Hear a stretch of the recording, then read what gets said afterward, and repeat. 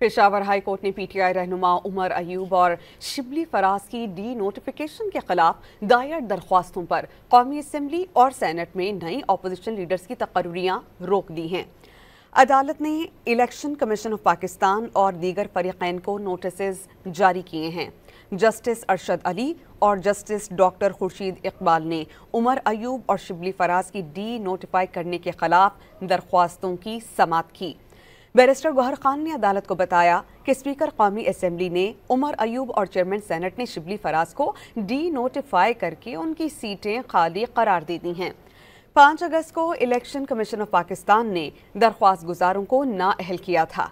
31 जुलाई को इंसदाद दहशतगर्दी अदालत ने दरख्वास्त गुजारों और दीगर पीटीआई मेंबरान को 10-10 साल कैद की सज़ा सुनाई थी।